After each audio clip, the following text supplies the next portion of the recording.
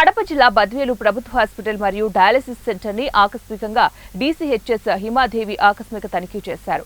ప్రభుత్వ hospital superintendent మరియు వైద్యులు, నర్సులు పలు ఆరోపణలు అందటంతోనే తనిఖీ చేసినట్లు తెలిపారు. హాస్పిటల్లో ఓపీ మరియు పేషెంట్లకు ఇచ్చే షుగర్ టెస్ట్ రిపోర్టు విషయంలో హాస్పిటల్ సూపరింటెండెంట్ పై మండిపడ్డారు. హాస్పిటల్లోని అన్ని వార్డులను సందర్శించి పేషెంట్లకు సరైన వైద్యం అందుతుందా లేదా అని అడిగి తెలుసుకున్నారు. డెలివరీ అయిన బాలింత తల్లులకు వేడి నీరు అందుబాటులో లేకపోవడంపై ఆగ్రహం వ్యక్తం చేశారు. వైద్యులు, వైద్య సిబ్బందిపై వచ్చిన పలు ఆరోపణల నేపథ్యంలో వైద్య సిబ్బందిని హెచ్చరిస్తూ పలు సూచనలు చేశారు.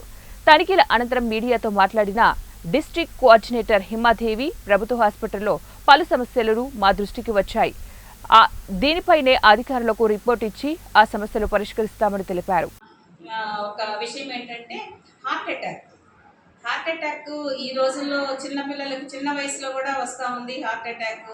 ఈ హార్ట్ అటాక్కి మనము ట్రీట్మెంట్ అనేది వితిన్ 1 అవర్ ఇవ్వాలన్నమాట. గోల్డెన్ పీరియడ్ అంటాం దాన్ని.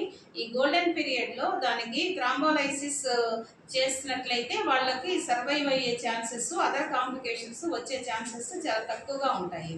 అలాంటి కాంప్లికేషన్ రాకముందే ఈ గుండెపోటును గుర్తించి దానికి తగిన వైద్యం చేయడానికి గవర్నమెంట్ అన్ని 30 పడకల ఆసుపత్రి నుంచి ప్రతి ఒక్క హాస్పిటల్లోనూ ఈ ఏర్పాట్లు చేసింది. దీన్ని ఎమర్జెన్సీ కార్డియాక్ కేర్ ప్రోగ్రామ్ అంటారు. దాన్ని స్టెమీ ప్రోగ్రామ్ అని కూడా అంటారు. సో దీనికి ఉన్న విశిష్టత ఏంటంటే, ఒక పేషెంట్ సపోజ్ మన బంధువులే కావచ్చు, ఎవరైనా ఒక హార్ట్ చెస్ట్ పెయిన్తో వచ్చినట్లయితే ఏ సిహెచ్సి అయినా కానివ్వండి, బద్వేలు సిహెచ్సి కానివ్వండి, పూర్మామిళ్ళ కానివ్వండి, వేంపల్లి కానివ్వండి, లేదా ఏదైనా ఏరియా హాస్పిటల్ కానివ్వండి, అక్కడికి వెళ్ళినట్లయితే వెంటనే అక్కడ ఈసీజీ తీస్తారు డ్యూటీలో ఉన్న డాక్టర్స్. ఈ ఈసీజీని వెంటనే ఆ స్టెమీ యాప్లో అప్లోడ్ చేస్తారు. ఈ యాప్లో అప్లోడ్ చేసిన దాన్ని ఎవరు చూస్తారు అంటే కార్డియాలజిస్టులు చూస్తారు.